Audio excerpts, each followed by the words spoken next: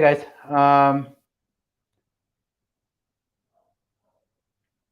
Just checking if this is live.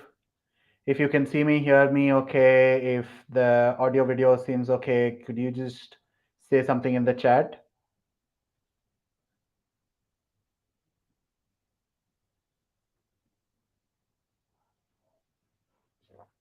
Just give me a thumbs up or say yes, no, something along those lines for me to be able to see whether I'm live or not.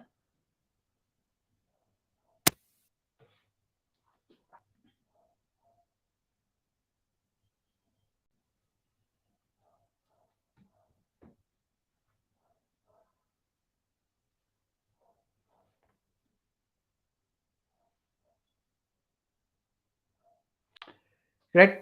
Thanks, Aisha. Hey, folks. Welcome to another Ask Me Anything session. My name is Suraj. I'm one of the co-founders at Gradvine. Gradvine is essentially a peer-to-peer mentorship service that helps applicants put in touch with mentors who are at the universities that they're looking to get it to. And then we try and help you out with the entire applications process for either undergrad or graduate applications in general. Today's session is going to be focused on any and all questions that you have. So please feel free to jump in. Please feel free to ask me as many questions as you want to. I will take out about 30 to 45 minutes of my time and just answer as many questions as we can throughout these sessions. The idea with these sessions is sort of ever evolving. With today specifically, what I'm going to go ahead and gun for is give you a little bit of status check in terms of where we are in terms of the timelines, set up the next few weeks, months for you in terms of what you need to do, and then be able to also go into any and all questions that you have for me. This is October. Most undergraduate applications will have an early application, early action, early decision deadlines of October 15th, November 1st, November 15th. Most graduate applications will have a deadline of November 15th, December 15th. If you are someone who's looking to apply to graduate studies, absolutely need to make sure that you get started on your statements of purpose, your documents, essentially letters of recommendation, resume, and rest of the essays for you to go ahead and finish applications by December 15th. My co-founder Speaker is doing a webinar tomorrow on the structure of statements of purpose. Someone from the team will go ahead and put the link to that in the description. Definitely make sure to sign in, tune into that. He will break down the 7 or 8 different paragraphs that go into an SOP and talk about each one of them in great detail. So make sure to go ahead, subscribe to that as well. Tune in, and we'll try and answer all of the questions with regards to SOPs on the webinar tomorrow. Just some more housekeeping items from a timeline perspective. This is October. December 15th will be major sort of deadlines for all of the universities that you're looking to do for information systems, data science, analytics, computer science, etc. So for the non-MEM folk, December 15th should be a major deadline for you.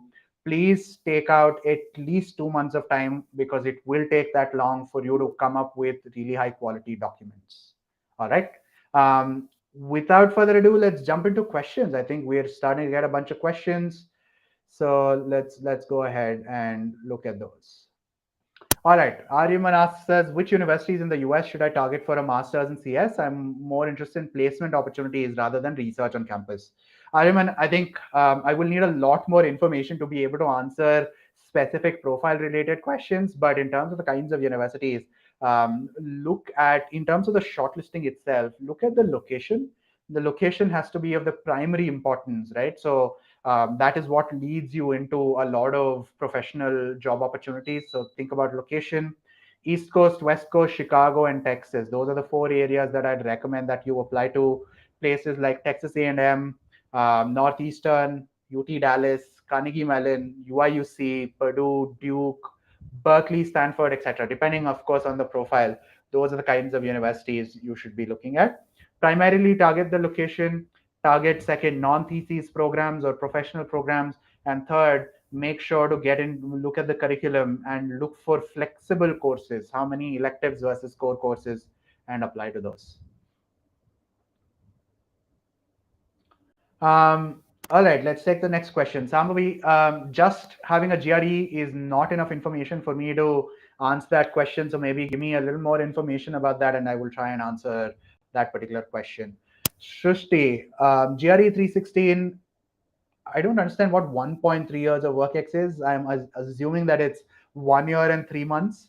1 year and 3 months is not 1.3 years, by the way. So you might want to check that. Two internships, one research paper, uh, TOEFL 103. I don't see the GPA, which is the major consideration that I have. So if you can put up your GPA, that'd be fantastic. Um, what sort of university should I be looking for an MEM? Sounds good. So apart from Dartmouth, I think everything else sort of becomes okay. Duke, Columbia, Cornell, Johns Hopkins.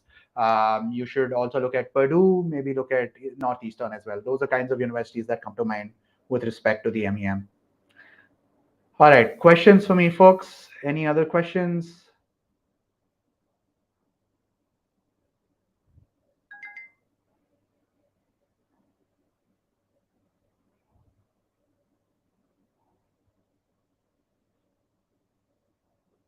All right, there's a question from Aniket, which is when should I be done with the statements of purpose and LOR? I'm yet to start drafting, and people say it takes about a month, month and a half. Does it really take that long?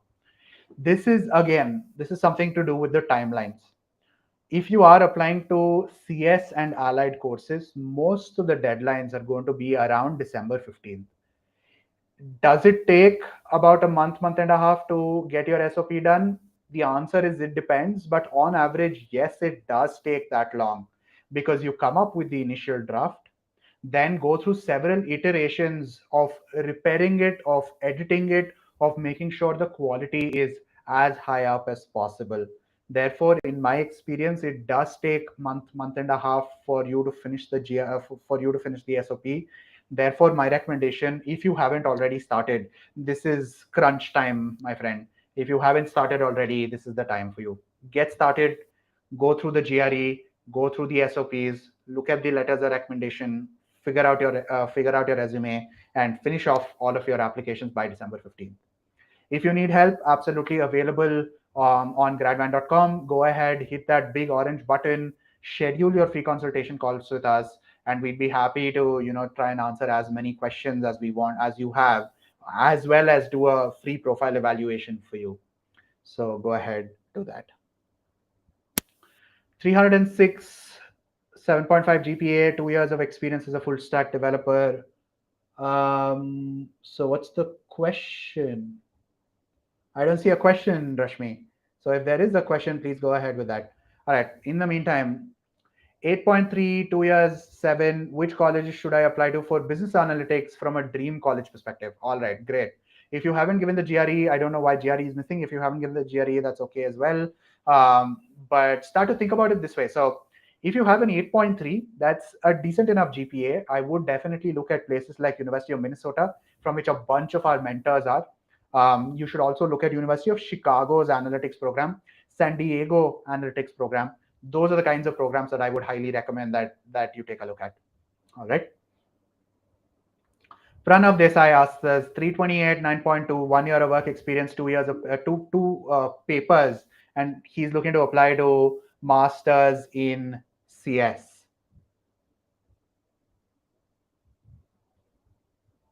Masters in CS with that profile, I think very, very solid profile. If that work experience was a little higher, maybe 2 years would have been absolutely fantastic. But even with this profile, I would not aim for less than Carnegie Mellon, Duke, Georgia Tech, University of Pennsylvania, Columbia level. I would settle maybe for a Purdue, but nothing below that. So definitely look at these universities, like I said, on the East Coast, Columbia, UPenn, Georgia Tech, Carnegie Mellon. Look at Duke and Purdue in the Midwest. Look at Berkeley, even on the West Coast. Definitely look at Washington, Seattle, and San Diego / UCLA. Those are the kinds of universities that I would highly recommend that you apply to. All right. Another very, very famous question, right? Every student this year on our free consultation calls seems to be coming and asking us this. If a university mentions that the GRE is waived off, should you send it or not? Let's try and answer that first, right? So understand what the GRE itself is. a GRE is a really good standardized test. Standardized tests means it is a great metric to compare people coming from different backgrounds, different engineering, different quantitative undergrads, different backgrounds completely in terms of countries, curricula, etc. It's a good metric to see where you stand at as compared to someone else with respect to the quantitative and verbal ability. Therefore, having a GRE is absolutely beneficial. Does it mean that you should, not take the GRE? Absolutely not. If you have a GRE score that is above 312, 315, that's a very, very competitive score. Definitely give the GRE if you have that chance. If you have a 313, should you submit the GRE? The answer is absolutely yes, because you will have an advantage as compared to someone who has not given the GRE. So definitely go ahead and send out your GRE scores to the universities. What are good product management courses for master's degrees? Carnegie Mellon has a fantastic product management program. One of our students actually just got in for spring and is sort of flying out right now, I think. But product management at Carnegie Mellon would be my definite bet. Uh, I'm still looking at a couple of questions. So Rashmi, I don't understand what the question is. What sort of master's degree are you looking to apply to? I have your profile. Can you tell me what master's degrees you're looking to apply to? Aman asks us, how can I get abroad opportunities in early stage of my career? There are two ways, Aman. Either through the master's route, you get a master's degree and then convert that after you graduate into a full-time role, or you apply to remote jobs that are available within these countries, get something, and then navigate your way through the immigration puddle to be able to get an H-1B, at least in the US. All right, so finally I have some clarity from Rashmi. This is Rashmi's profile, and she's asking for good universities to apply to for computer science. 2 years of work ex, 7.5, 306 looks decent. The kinds of places that I would recommend that you apply to: Northeastern, San Jose State, University of Texas, Dallas, Arizona State, University of Illinois, Chicago. Those are the kinds of places that I would recommend that you apply to.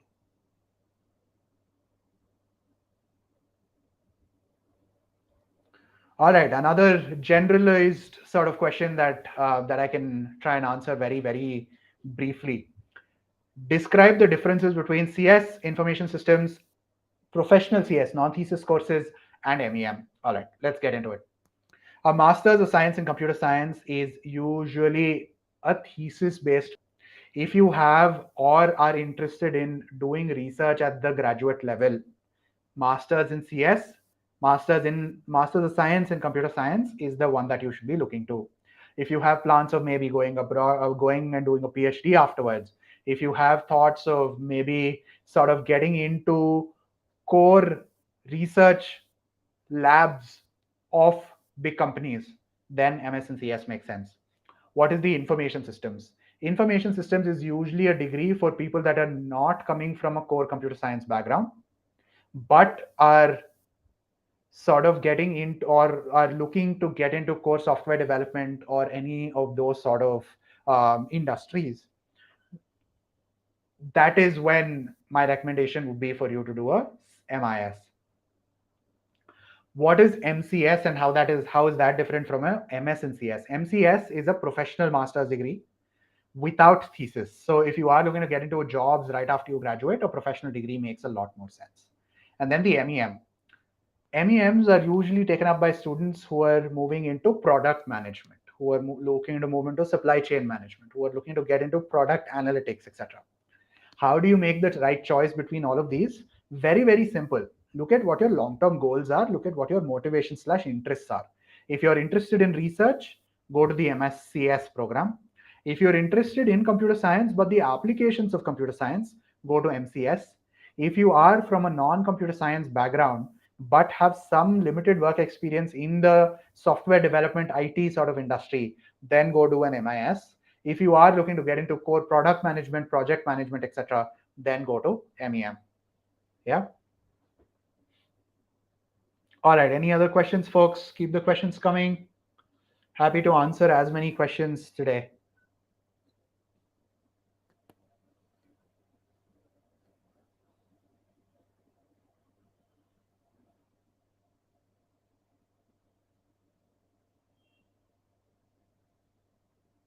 All right, trying to see if there are any more questions.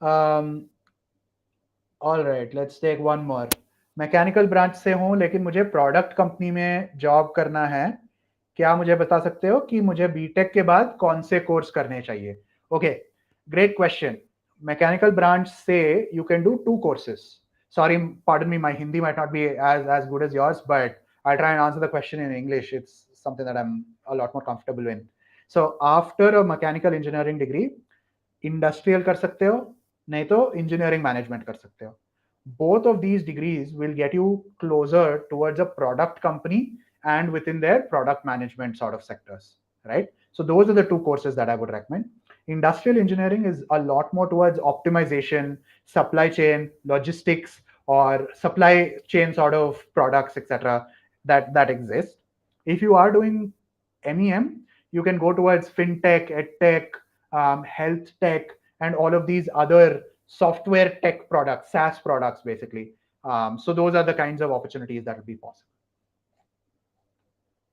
All right, let's try and look at a couple more questions. Hi, my IELTS is going to expire on Jan 2023. Is there a can I apply for MEM for 2023 with that score by this December? Yes, absolutely, you can. Um, your IELTS needs to be valid at the time of application. If it expires after that, that's no problem. You can go ahead and apply. Let's look at a couple of other questions. Good universities for MIS with that profile. Really good profile. Unfortunately, I don't know if you've worked yet or not. Work experience is a big um, criteria that universities look for, especially for MIS. So if you have work experience, that'd be fantastic. If not, get into places or look to apply to places like University of Maryland, University of Cincinnati. You should definitely look at Arizona State, University of Washington, Seattle, Carnegie Mellon, and Indiana. These three also something you should look at. Texas A&M is the other university that I would think about. All right. I think really good profile, Aries. You should definitely set up a consultation with us. Set up a free consultation with us. If you don't have work experience, definitely set up a free consultation with us. We'd be able to help you with sure MIS, but also brainstorm a little bit on what other degrees there are that you might be a good fit for. All right. So I look forward to talking to you one on one.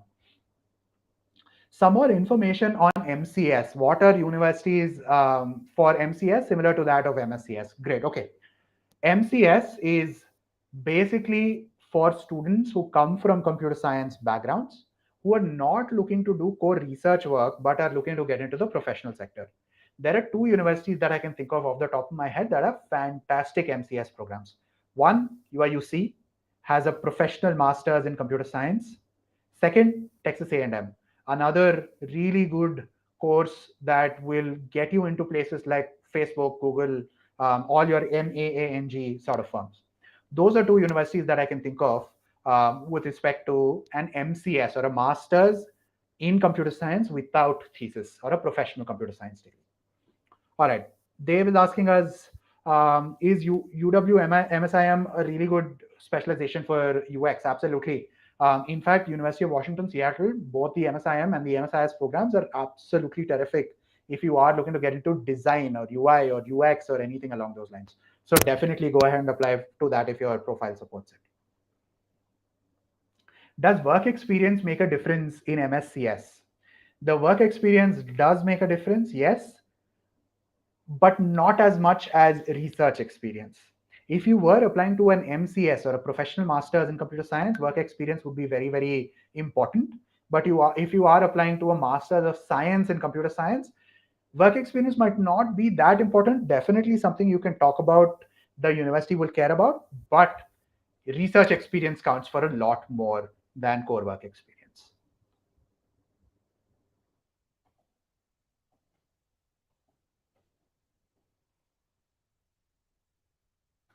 All right, let's look at a couple other questions that have come in. All right, what should the ideal length of a resume be for MSCS? Should we highlight research papers if you're looking for MCS or MIS space because the length exceeds 1 page? Anish, I think so. My recommendation is if you haven't worked for more than 4 or 5 years, do not try and make sure it's as limited in terms of the resume. An academic resume is usually about a page if you have less than 3-4 years of work ex. If there is actually value in adding a lot of these points, go ahead and take that half a page on the next one. So don't do that. All right. One pager is recommended, but if there is actually stuff and it's good quality, 1.5 is okay.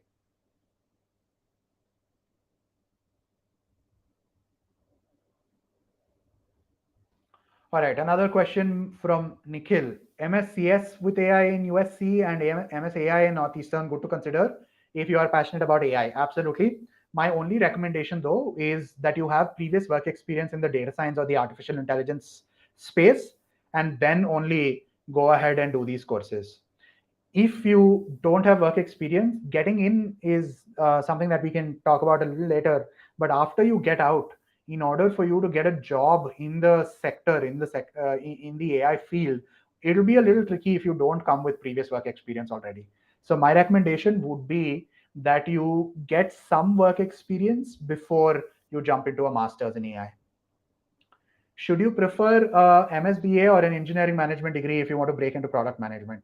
My recommendation would be an engineering management degree, but I have also seen folks break into product management with an MSBA and specialization in product. So that is absolutely possible. But the traditional, easier path would be a master's in product management. Does that answer your question? Um, keep the keep the questions coming, folks. So Duke versus JHU MEM, which one would you recommend? Srikar is doing a SOP workshop tomorrow. Um, this is a question that he should be able to answer a little better. I think this is my take on it, and don't quote me. My recommendation, I think, just in terms of the last few years, Duke's MEM course is becoming too big. This year, I think there were about 250 students within the Duke MEM, which is a little too much. The JHU MEM, on the other hand, is a class of about 50 or 60 people. We did a workshop, we did a webinar with the JSU MSEM folks, and they were able to answer a bunch of different questions.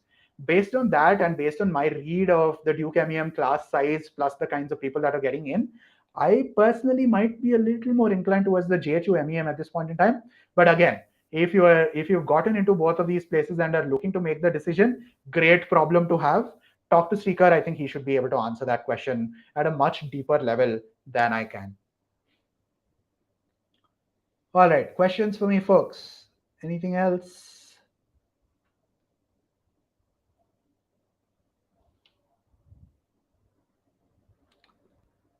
Trying to see if there are any other questions for me. I have a question for you, for all of you guys. Whoever's looking to apply to fall 2023, I'm trying to understand where you guys are at with respect to your applications. Some of the folks that are at Gradvine, I think Anish is Anish is someone who is at Gradvine, so I know I keep a track of what's happening with his process. But just wanted to get a little bit of an understanding because at Gradvine we are seeing a lot of folks now starting applications, which is a little concerning for me. So if you can tell me if you've already started the applications or if you're in the middle of it, you're facing any troubles with, let's say, the SOPs or the letters of recommendation, anything along those lines, maybe I can give you some pointers that you can take back and start working on those and get those done. So if you can leave in the comment section, if you are a fall 2023 applicant, what stage of the applications process are you in and what are you facing in terms of troubles? Harsh asks us, safe universities for engineering management, 7.5, 330 in 2 papers, 1.5 WorkX. I would say Northeastern, um, Texas A&M and NCSU have two new MEM programs. So those are two places that I would also take a look at. UIUC is the other one that I would definitely recommend us taking a look at. So those are the kinds of places that I would recommend. But again, I think we can help add a lot of value to your profile, Harsh. If you haven't already talked to us, I would highly encourage you to set up a free consultation and talk to my team. I think we should be able to help you out with the entire applications process. All right, with respect to letters of recommendation, how much does the designation of the person who's giving the LOR matter? For LORs, rule of thumb, the person that you're taking the letter from needs to be someone who has known you for a long period of time, has worked with you in depth, and is able to attest to your qualities at the highest level while giving examples. It does not matter if he's the CEO of the company or a general manager or your line manager, your skip level manager. Does not matter what the designation of the guy is. It matters how long they've known you, in what capacity, at what depth, and what sort of examples can they give to attest to the qualities that they're talking about. What should I do if I'm confused between MS in CS and MCS? What is the exact difference in terms of jobs and curriculum? Curriculum wise, Pranav, it's going to be exactly the same, except if there are, let's say, 36 credits that you need to graduate, 6 of those will be thesis based credits for the MSCS, and 6 of those will be either projects or you can take additional courses for the MCS. How should you make a decision? Sit down, close your eyes, think about what research you've done during undergrad. And if that research is something that you are inspired by, if that is something you want to continue, if there is a kida in you to be able to go and do a PhD later on, go down the path of a master's of science with thesis. If you want to get a job, start making money right after you graduate, go do a professional master's degree. Very, very, very simple process. Dave is in the essay process. I know Dave is with Gradvine, so not too worried about that. Hopefully the process is going well. I have a 3-year bachelor's in economics. Is that going to be a hindrance in terms of getting an admit? Absolutely, Sambhavi. I think most universities in the US will require 16 full years of education, which means a 4-year undergraduate degree. There are cases where, because you come from a quantitative background, if you can get the WES evaluation done, the likelihood of you being able to be likelihood of you being eligible for a bunch of courses and universities becomes higher. So WES will probably have to be done for your profile. The second thing that I would highly recommend is writing an email to the university directly, asking them for their eligibility, telling them that you have a 3-year undergrad, and asking them for a bunch of waivers so that you can go ahead and apply. We have seen a lot of universities be amenable when you send them that personalized email, and we'd be happy to help you out with the entire process.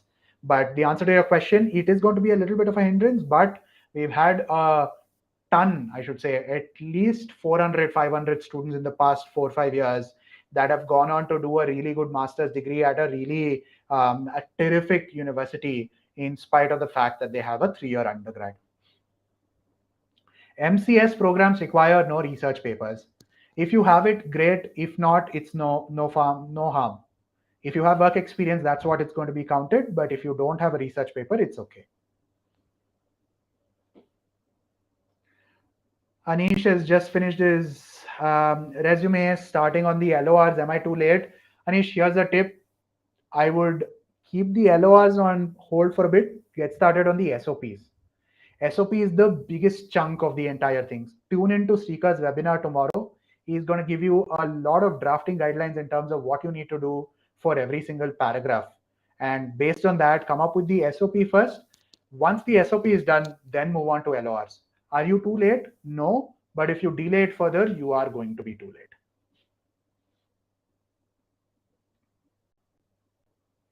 All right, questions, folks. Any other questions for me? Looking to take as many questions as possible in the next couple of minutes. I think I'm going to stick around for another 5 minutes or so. So if you have any other questions, anything else, absolutely something I will look forward to reply.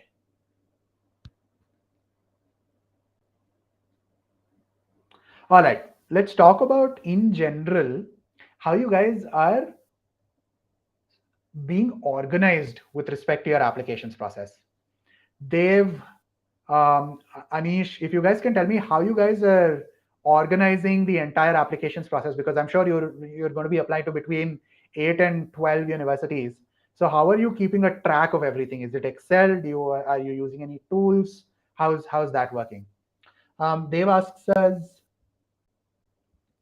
views on Indiana Bloomington in terms of job opportunities for which course. If you are looking for a information systems or a data science or a computer science, absolutely brilliant. For some of the other stuff, maybe not so much. So Kelly School of Business is actually really, really solid for their MIS program. So something, if you are applying to Kelly or to their DS program or to their CS program, you should be okay. But in general, not such a fantastic location. I think if there's one thing that's wrong with that university, it's just the fact that it's not in a really good location. HCI, don't worry, absolutely one of the best programs there is. Okay, through Excel sheets, sounds good. We are trying to sort of see if there's a better way for us to stay organized and building some products around that. So happy to, I'd be really happy and excited if you guys can give some feedback on what you're using and what we can do to, help you guys keep stuff on track. Technology management at UIUC, good program, not the best. University wise, it's an absolutely brilliant university. Good program. There's a couple of issues here and there, but overall, definitely something that we would recommend that you apply to. Okay, does applying early help to universities with no rolling deadline? I know Gradvine focuses on applying early, but some universities say focus on getting the best application forward. Absolutely, Anish. At Gradvine, we focus on getting the best possible application as early as possible. That's what I usually do. So the reason for why I recommend applying early, right? Again, think about it very logically. All of the questions that I will answer is either based on logic or based on just facts, figures, common sense. 3,000 students apply to, on average, every single program at any university. If there are 3,000 students applying, there is no way the university is sitting after the deadline to sit down and look through all of these applications and then give decisions. That will take too long for them to give out the decisions.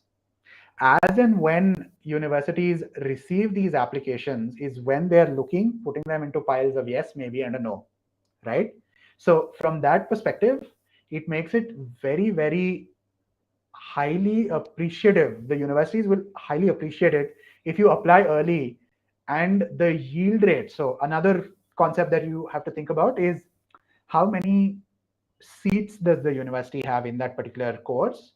How many students is it giving admits to, and how many of those are actually accepting and coming to the university? That's what is called yield rates. Universities care about their yield rates a lot, and therefore, in order to make sure that the yield rates are as high as possible, they give a little bit of preference to people that are applying early. So if there is one strategy that you can do, apply as early as possible with the best possible quality in terms of the application.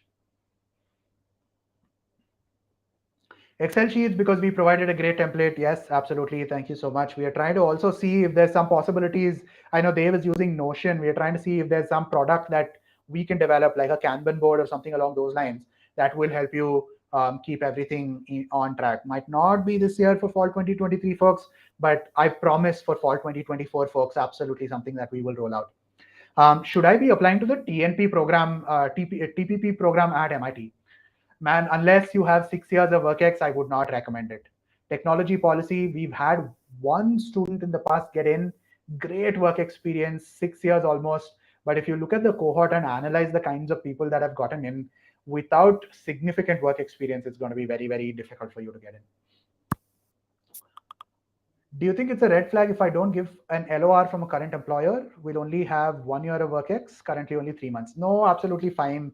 If you have 3 recommenders that are giving, 3 academic recommenders that are giving you the letter recommendation, you should be okay. You don't need a letter of recommendation from your employer. It's okay. I understand some of you might have just joined institutions or companies, and it might be a little bit of a conflict of interest to let them know whether you're going to be applying and ask a letter of recommendation from them. So it's okay if you have less than 2 years of WorkX. If you want to skip the professional LOR, it's absolutely fine.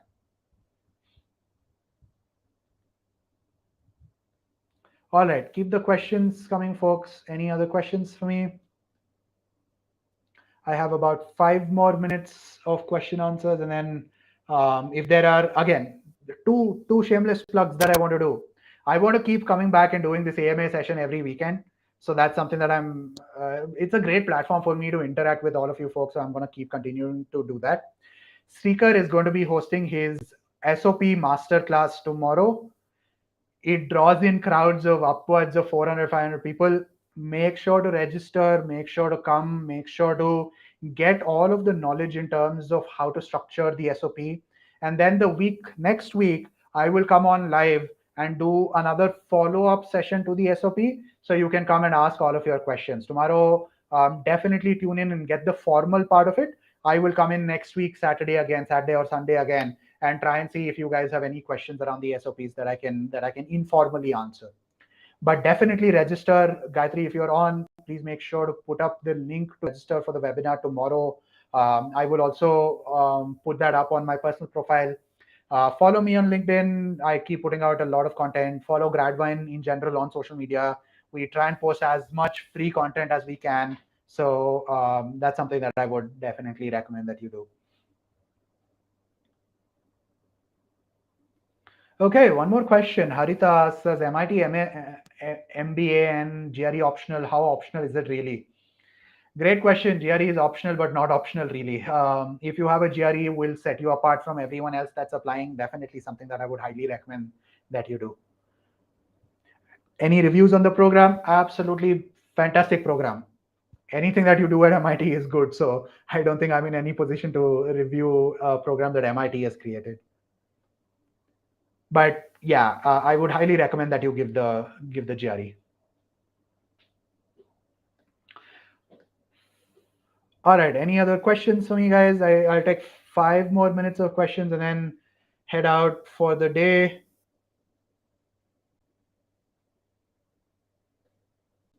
I'm also looking to do a bunch of videos. So if you guys have any specific topics that you would like me to shoot a video on, put it out there, something along those lines, or write a blog or write like a step-by-step guide for something that I have a little bit of time on, I can do that as well. So if there's anything that you want from me in terms of, okay, how do I do this? Can you explain the steps that are involved? Anything along those lines, something that I can definitely do. All right, Harita, where can I register for the masterclass? Check the comments. I will, right after the session is done, someone from the team will put it up, or check Gradvine's page. It should be there as well. Divya asks us 310 on the GRE, 9.4, 3 years. What are good universities for MScs, M Engineering, Mscs? Oh, fantastic. UIUC, Texas A&M. You should look at Columbia Software Engineering Program, Boston University Software Engineering Program. I would highly recommend taking a look at Carnegie Mellon MISM with BIDA, Business Intelligence Data Analytics. Divya, you should absolutely set up a free consultation with us. I think we can add tremendous value to your application. So those are the universities that I think that I think would be great for you. But definitely set up a one-on-one. I'd love to talk to you one-on-one and try and give you some suggestions in terms of universities. Step-by-step guide for diversity statement. Okay, great. Very few universities. Purdue, the entire University of California system. Okay, sure. I will sit down and make a template for a personal statement or a diversity statement. I think it's going to be about 1,000 words. So somewhere around 4 to 5 paragraphs. We have a template. I will make sure to polish it up and put it on my LinkedIn. So please follow me there. You should be able to get access to that pretty soon. Thanks for that. I think great topic. Any other questions, folks? All right. I think that's it for today's session. Thanks so much for joining in. Thanks so much for bringing up all of your questions. The best way to reach us, the best way to get your free profile evaluation is through the websites. So go onto the website, schedule a time when you want us to call you back. You don't have to call us. We will call you back at that time. And we will go through the entire profile and make sure to try and give you the best possible advice from on the ground, from our mentors, and something that will help you with your careers. All right. Thanks so much again. I will look forward to seeing you next week. I will come live either on a Saturday or a Sunday. I will put it up on my LinkedIn and on YouTube. So please come by next week as well. And we'll keep doing these sessions till the deadlines are done. All right. Have a great weekend, folks. Thanks so much. Take care.